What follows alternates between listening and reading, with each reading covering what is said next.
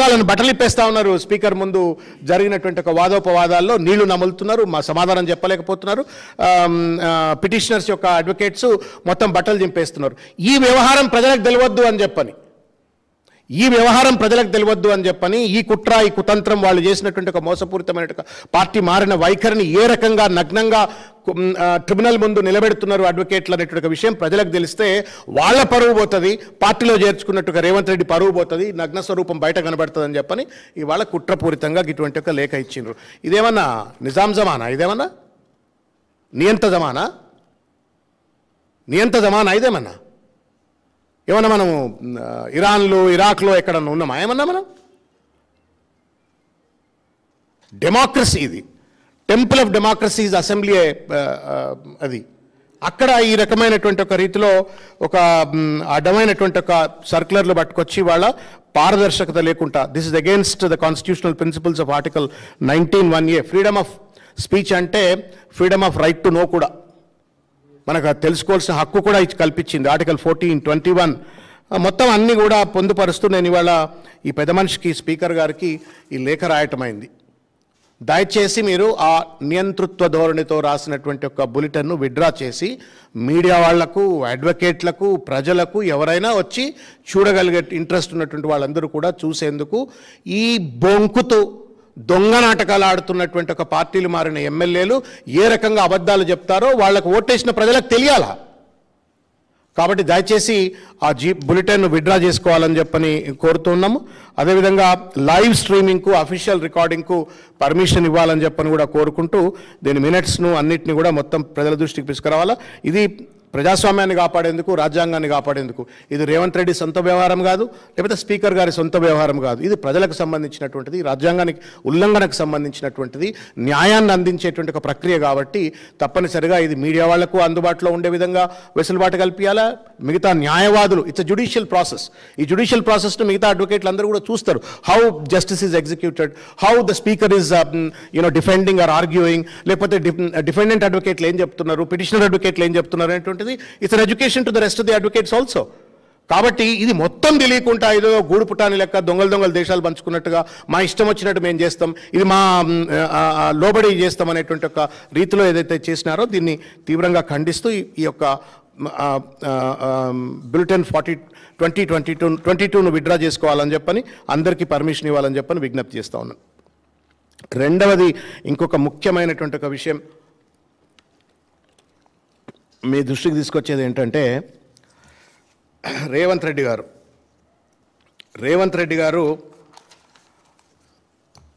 ఇది రేవంత్ రెడ్డి గారి కథ.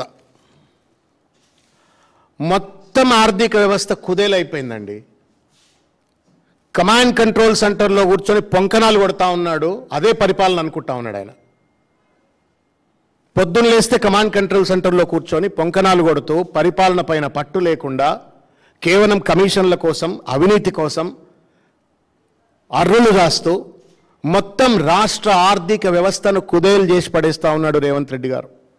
10 సంవత్సరాల పరిపాలనలో కేసీఆర్ గారు ఎక్కడో అధోగతిలో ఉన్నటువంటి ఒక తెలంగాణ రాష్ట్రం 2014లో తలసరి ఆదాయంలో కానీ, జిఎస్డిపిలో కానీ, ప్యాడీ ప్రొడక్షన్లో కానీ, ఎలక్ట్రిసిటీ ప్రొడక్షన్లో కానీ, ఇంకా అనేక ఇండికేటర్స్లో ఒక అద్భుతమైనటువంటి ఒక రాష్ట్రంగా భారతదేశం గర్వపడేటువంటి ఒక రీతిలో తెలంగాణ రాష్ట్రాన్ని అభివృద్ధి చేసి రేవంత్ రెడ్డి చేతిలో పెడితే, పిచ్చోన్ చేతిలో రాయి లెక్క ఇవాళ ఈ పరిపాలన కొనసాగిస్తూ మొత్తం ఆర్థికంగా రాష్ట్ర స్థితిగతులను కుదేలు చేసినటువంటి ఒక పరిస్థితి. ఇది దాసోజు శ్రవణో, సతీష్ రెడ్డి గారో, లేకపోతే బీఆర్ఎస్ పార్టీ నాయకులుగా మేము చెప్తున్న మాట కాదు. సాక్షాత్తు కేంద్ర ప్రభుత్వ సంస్థ CAG చెప్పింది. ఏం చెప్పింది ఒక్కసారి నేను మీడియా ద్వారా ప్రజలందరికీ తెలియజేసే ప్రయత్నం చేస్తాను. మీరు కూడా దయచేసి, ఇవాళ మభ్య పెడతా ఉన్నాడు, పొద్దున్న లేస్తే బూతులు మాట్లాడుతూ ఉన్నాడు, పొద్దున్న లేస్తే అటెన్షన్ డిఫ్లెక్షన్ టెక్నిక్స్ తోటి ప్రజల యొక్క దృష్టిని మళ్లిస్తూ చిల్లర రాజకీయాల్లో మునిగి తేలుతున్న రేవంత్ రెడ్డి గారి దాష్టికాలని, ఆర్థిక అత్యాచారాలను దయచేసి ప్రజల దృష్టికి తీసుకెళ్లాలని చెప్పి నేను కోరుతా ఉన్నాను. We are in serious crisis. ఒకప్పుడు అద్భుతమైనటువంటి ఆర్థిక ప్రగతితో ముందుకెళ్లిన కేసీఆర్ గారి నేతృత్వంలో రాష్ట్రం ఇవాళ ఆర్థికంగా మొత్తం కూడా కుదేలైపోయింది, అధోగతి పాలైపోయింది. ఒక చిల్లర పరిపాలన అందిస్తూ ఉండడానికి నిదర్శనం నేను మీకు దృష్టికి తీసుకెళ్తా. టోటల్ రెవెన్యూ రిసిప్ట్స్ 25-26 ఫైనాన్షియల్ ఇయర్కు పెట్టుకున్నటువంటి బడ్జెట్ ఎస్టిమేట్ ఎంత అంటే 2,29,770 కోట్ల రూపాయలు. This is what estimated budget estimate. 6 నెలల్లో ఎంత రావాలన్నా అంటే 2,30,000 అంటే 1,15,000 కోట్లు రెవెన్యూ రిసిప్ట్స్ రావాలా.